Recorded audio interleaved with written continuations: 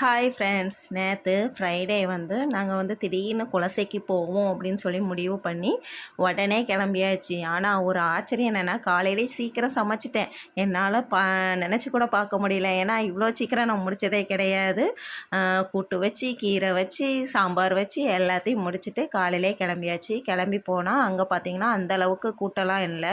ஏன்னா இப்போ தான் ஸ்டார்ட் ஆகிருக்கு அப்படிங்கிறதுனால கூட்டம் கொஞ்சம் கம்மி தான். ஆனால் அதுக்கே 1 மணி நேரம் ஆணுச்சு.